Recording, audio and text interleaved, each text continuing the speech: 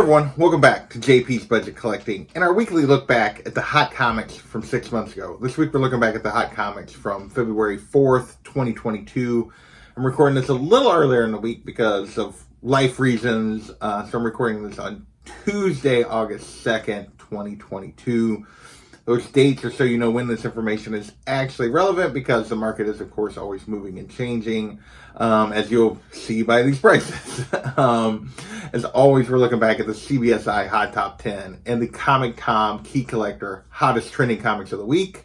This week, we got 17 books to talk about between the two lists. After a bit of a bounce back last week, we had a week where actually comics were did a little better than they've been doing typically. This is much more like what we've seen all throughout 2022 in terms of books just being down.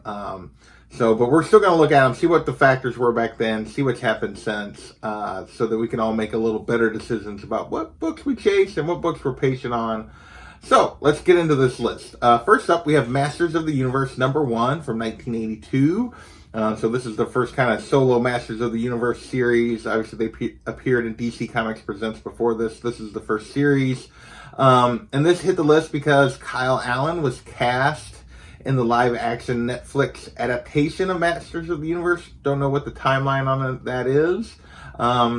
Have my doubts on whether or not they can pull this off. We'll see. But back then, raw copies were going for $65. 9.8 hit 475 of this first solo title of the Masters of the Universe. Now a raw copy will cost you $15 to $50, depending on condition. 9.8 only costs you $300 to $400. So this is definitely turned into an I'll be back. No recent news on this, and if we're actually getting this, so this one is definitely backed up. As is expected usually when you get these kinds of announcements, because you do get lulls before the next thing happens. Next, we have Wild Cards #1 from 1990. This is the first issue of a 4-issue George R.R. Martin mini-series based on one of his novels. This hit the list because Peacock got the rights to do this, or they bought the rights from somebody else and got the rights for this. Supposedly this is in development. Back then this was jumped up to a $10 to $25 book for a raw copy. Now it's a $5 to $20 book, so kind of steady. I thought this might be a trap, but we did get follow-up that this was really potentially actually happening. We'll say this is still one of the ugliest covers ever. Just a terrible cover. But anyway, next, more option information, and this is Dead Day #1, also optioned by Peacock. Supposedly this was a straight to series option, but it's probably not gonna happen for a while. Raw copies were gonna go for $20 back then. 9.8 hit 55. Now it's a $5 to $10 book. 9.8 is only going for 40, which is basically the cost once you figure it all in. So this one turned into a bit of a trap because the vast majority of sales are raw copies and they are for under $10 compared to the $20 average back then. Next, we're going to move into our covers for the week. And first up, we have Daredevil, Woman Without Fear, #2, the Jorge Fornes 1 in 25. There's a little bit of a throwback style cover on this one, a homage to Marvel Age 36 by Mazzucchelli. Really enjoy this cover personally. Raw copies back then were going for 60 to 90, so right around triple ratio, which I thought might mean worth it, but it ended up being it's ended up acting more like something around double ratio or between double and triple. $40 to $70 now, so still about double to triple. 9.8, 175 to 200, so a bit of an I'll be back. Not a dramatic backup, but definitely did back up a little bit on this one. Still think this is a great cover. Next, we have a cover that's on the list for the second week in a row. This is Mary Jane and Black Cat, Beyond #1, the Adam Hughes 1 at 50.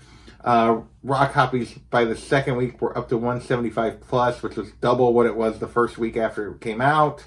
And this ended up backing way up. Last week it was a bit of an I'll be back. This week it is a trap. $50 to $90 now for a raw copy. 9.8 is going 180 to 225, so right in the range raw copies were when it first released. This is one of those where the second week jump did not sustain and ended up way back closer to what it was on the first week of release. Next, still got a couple more covers. We have Noctera number 7, excuse me, the Ryan Stegman 1 per store of Noctera number 7. Back then, this 1 per store was going for 50 plus. Now it's a $5 to $25 book. Realistically, 1 per stores usually come out to around a 1 in 25, depending obviously on the print run of a book. They act very similar. This one only went to about double what would be a ratio on 1 in 25, so it ended up below ratio. That's not unusual. So this one definitely turned into a trap. It was the start of a new storyline, but there was no key here. So yeah, this one definitely turned into a trap if you chased it at the peak. Next, we have Star Wars Crimson Reign, number 1, the Walmart variant. So you could only get this at Walmart in the 3-packs, this version of the cover.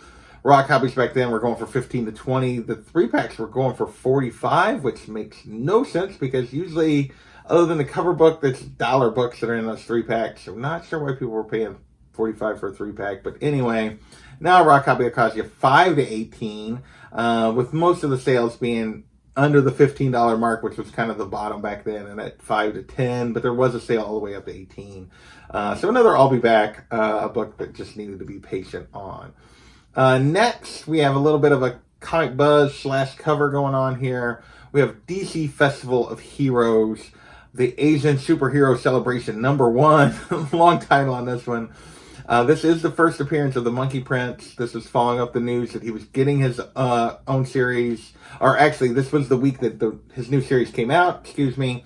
But this is the Art Germ variant of Cassandra Cain. So people were kind of jumping on this, even over the second print or whatever that had the Monkey Prince actually on it. But anyway, people were jumping on this one, $15 to $20 for this one back then. Now it's kind of a $10 to $20 book. Only 2 9.8 sales, 1 for 50, 1 for 100, so pretty wide range there, but for those 2 sales. But overall, for the raw copies, this has been pretty steady. It's definitely an I'll Be Back because you can get out of that $15 mark that was before, but it's a $10 to $20 book pretty consistently all through the range, so definitely steady. Next, we're going to move into a little more comic buzz. We have Amazing Spider-Man number 88. First appearance of Queen Goblin. Ashley Kafka was becoming this new Queen Goblin. This is the cover A that we're talking about. Back then, the cover A was going for 15 plus. Now it's a $5 to $15 book. 9.8 only costs you 45 to 80. We haven't seen her since those couple of issues, that one little storyline. Talk that she's going to be coming back this fall. We'll see, but this is obviously they rebooted ASM since then, and she has not been in the lead role.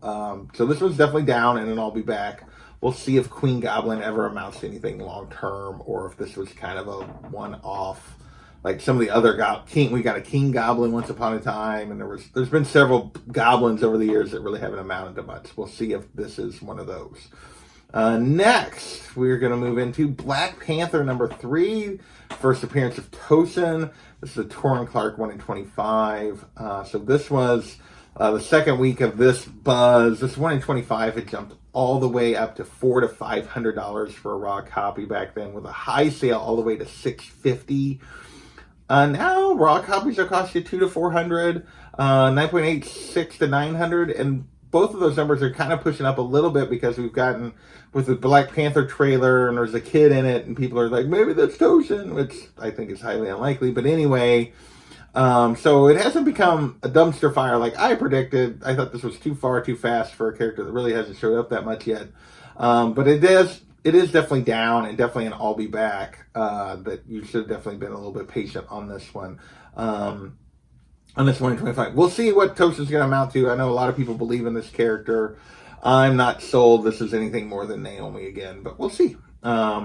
Next, we have Detective Comics 585, first appearance of Ratcatcher. So we got rumors that we were going to get a Ratcatcher show following the Peacemaker show. So people jumped on this, but the Ratcatcher in the movie that the show was going to be about was the daughter of this character, who's never showed up in the comics. So people were paying $30 for the first appearance of Ratcatcher back then. A 9.8 went for almost $300, and now it's a $5 to $20 book. This one definitely turned into a trap, which was a pretty easy prediction because it's not even actually the same character. And plus, with the shakeups that are apparently happening at this with Discovery taking over Warner Brothers, yeah, this will probably never see the light of day, as they're just gonna tear all the DC stuff down, it looks like. So, next, we're going to move into the new Teen Titans, number 21. This is the first appearance of Brother Blood and Madam Mayhem. And basically, we got casting news for these two characters for Titans Season 4, which I don't know if that's out yet or not. I think it is, maybe. I don't know. I get confused on sometimes when this happened and when the show came out. But anyway, raw copies back then jumped all the way up to $20. 9.8 went for $190. And now it's a $5 to $20 book. There's only been one 9.8 sales in the same range, around 175. But overall, this is definitely a down, and I'll be back. I think the show has come and gone for season 4, and these characters really didn't move the needle any overall. But the book's not crashed, but definitely was an I'll be back. Next, we're going to move into some Sony Spider-Man rumors, and we have Amazing Spider-Man number 210. First appearance of Madam Web. We got the Dakota Johnson casting back then. That's what caused this book to hit the list. 7.0 went for $240. A 9.6 newsstand. Excuse me. A 9.6 newsstand went for $950. Now raw copies will cost you $50 to $150, with the 9.6 all the way down to $450. So basically a 50% drop. Definitely a trap. 7.0 down to $125. No recent news. I think there's a little unsure about whether or not this is going to happen or when it's going to happen, even with the casting. So this one has definitely turned into a trap over the last several months. Plus, people are specking that it's not going to be the original Madam Web, that this will be the Julia Carpenter version of Madam Web. So our next book, Amazing Spider-Man number 637, also hit the list back then, which is when Julia Carpenter becomes the second Madam Web.